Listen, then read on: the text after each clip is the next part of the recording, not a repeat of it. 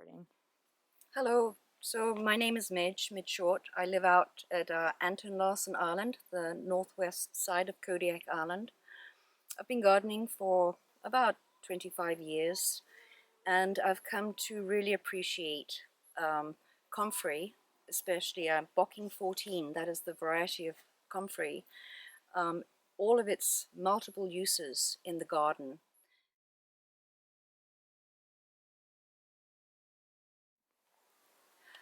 So one of the wonderful things about Comfrey is that it will grow in pretty much any soil. Loamy, sandy soil, heavy clay soils, just about anything. It can take extreme drought. It can take really wet conditions as well.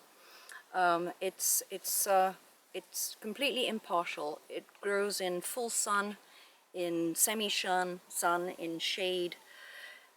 Doesn't affect it at all. So that clump, however, when you plant this wonderful plant, it's going to be with you for life, and your children, and your children's children. So be very careful where you plant it. It sends down extremely deep roots. It's known as a bioaccumulator, which means essentially that it throws its roots down so deep it's able to access nutrients and minerals that a lot of other plants aren't able to uptake. Comfrey comes up very early in the spring, and I start harvesting it pre-flowering. That's when it is at its optimum growth, when it's the most nutritious. I like to leave some of it to go out to flower because the bees love it. So for your pollinators that you want in your garden. And then I harvest all season long, really hard. But then there does come a time, which is actually right now, we're around about third week of August, when I have to back off and leave it. Essentially, it has to have one cycle where it can grow into the flowering stage and then naturally die off, and then whatever energy is left in the stalks, the leaves, drain back into the roots, and that helps overwinterize it. It gives it the food, the energy that it needs. So there's a cutoff point. I use it for the green part of my compost. It's the primary ingredient. I use it in between my tomatoes. I dig it into my tomato beds. The tomatoes especially really love huge volumes of comfrey. For the chickens, I raise my meat birds on a lot of comfrey. I use it to make my comfrey concentrate, which is very simple. It's just a 50-gallon barrel that has a spout at the bottom, and the top's cut off. And every day I'll just get an armful of comfrey, drop it in the barrel, fill up the barrel, initially, but then add to it every day, put a black plastic bag over the top, and that will ferment and it will drip this lovely rich concentrate. So this product, I haven't actually had it tested, but what I do see is that the plants go gung-ho on it. They absolutely love it, this concentrate. I also use it as a plant tea in the spring for my seed starts. I make fermented plant juice, which is a Korean natural farming method using comfrey as the main ingredient for the fermented plant juice, and also with making LAB, lactic acid bacillus, I add comfrey juice, comfrey concentrate to that, and all of it goes into a big feed station where I also incorporate kelp and molasses, which feeds the beneficial microorganisms. And this is a natural tea that I feed the plants. I set up feed stations amongst the garden beds where all of this goop is marinating and concentrating, and it takes on, I also cut up a lot of comfrey into it as well, and it breaks down nicely, and it takes on this like farmyard smell, and that basically is the sign that it's ready.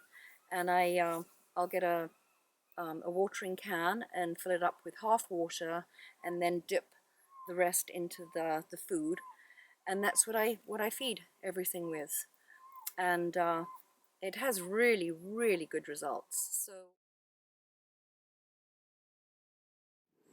another supplement that I use for the garden soil for a plant food is a Korean natural farming method. And again, I use comfrey as my main plant ingredient for this.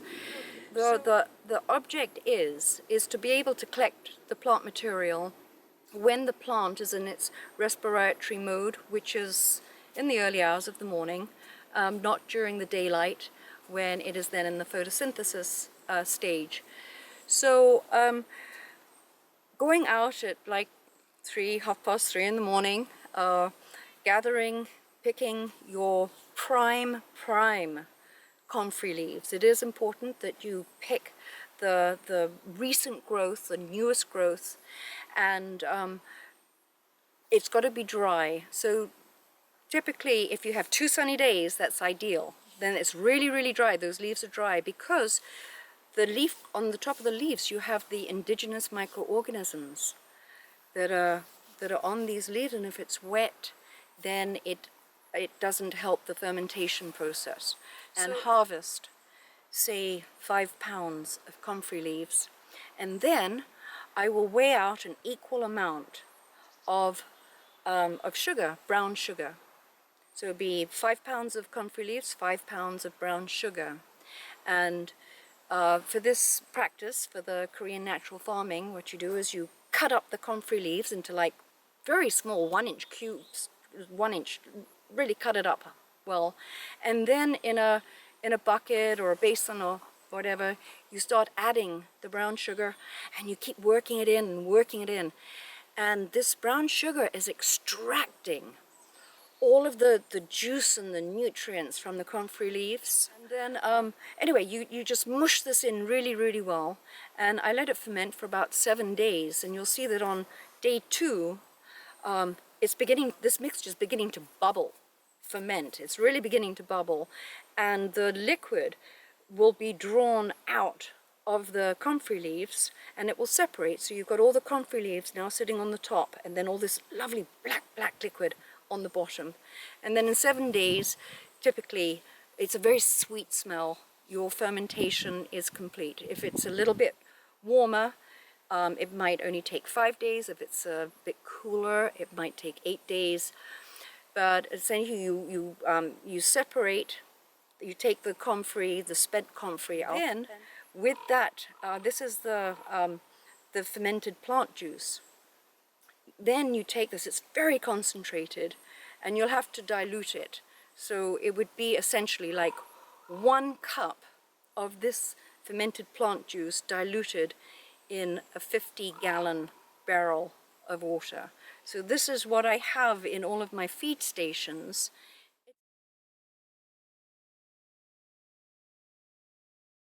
Right, biochar. Biochar is a very good supplement to add to your soil. It's very easy to make. We typically use alder because there's a lot of alder all around here. We had a friend make a big biochar burner out of, I think it was an old oil drum. It's about 300 gallons. And we cut off the top and made a lid, used the cut-off bit to make a lid that would go over the top. And on this lid, we cut out a 6-inch stove stack hole. And then in the bottom of the actual drum, we made 4 holes which had 4 bungs. So essentially, all you do is you go out and you gather your wood and you pack it full in the burner. I actually light the fire through the holes at the bottom. I use a fire thrower, and that ignites it. And you just sit back. It takes off, and only when you see that the wood has really caught and it's burning, it's really, really burning, then two people, we lift the lid on, and then we get a 3-foot piece of insulated stove stack that we place over the top of the lid. And this really draws the oxygen through those 4 holes in the bottom of the burner, and whoosh, the combustion is instantaneous. You hear the fire roaring inside. Now typically that wood has a certain amount of units of energy in it. You can, different woods, hardwoods, softwoods, alder, we use it green even, we don't dry it beforehand. So typically what you'll see, you'll hear the roar, the combustion, as the fire takes off inside the burner, but looking out of the top of the 3-foot piece of insulated stove stack, you'll see the condensation of the wood, the moisture being burnt off, and that will show as white smoke coming out. So you know that that's the stage that what is happening inside. The fire is still burning off the moisture that is in the wood.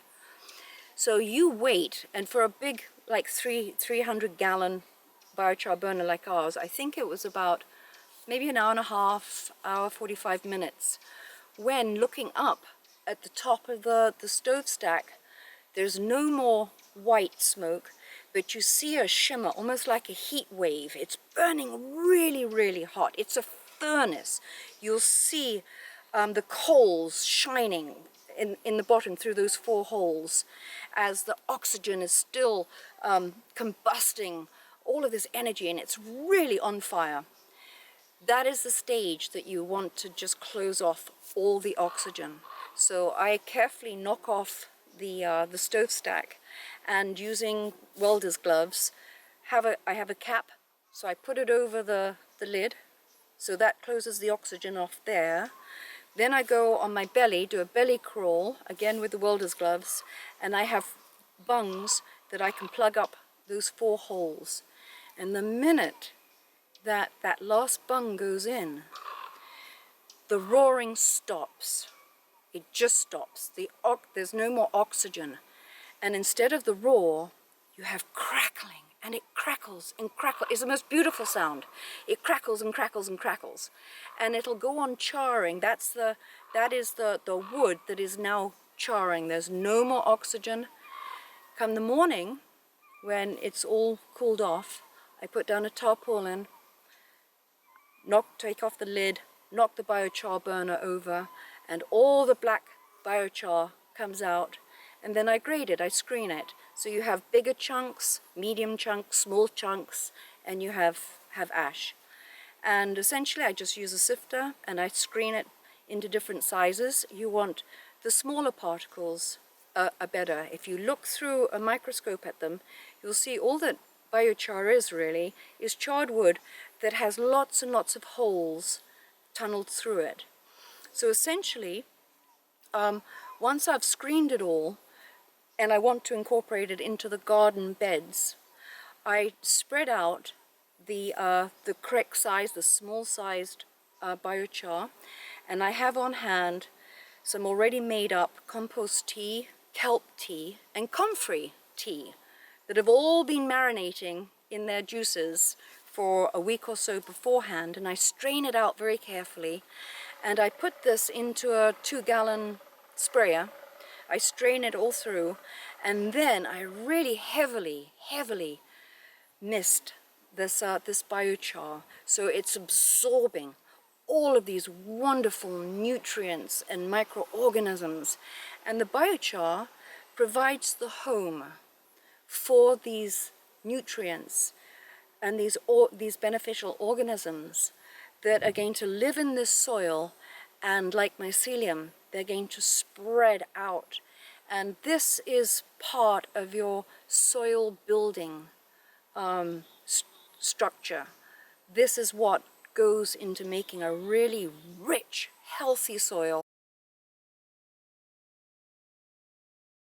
Just focus all the time on your soil soil building using lots of locally resourced leaf mulch, beech peat, compost, comfrey, then you will have wonderful vegetables. The vegetables are really nothing more than the byproduct of a really good soil. If you have a really good soil, then you have really, really great vegetables. And in Kodiak, you can pretty much grow full spectrum. Everything from artichokes, well, not avocados, you know, and the tropicals and what have you, but I'm talking vegetables, celery, beans, tomatoes, cabbage, beets, the full range, leeks, onion, shallots. So much, you can grow so much food, even in the short, cool season, because you are able to build such a wonderful soil just from your locally gathered materials.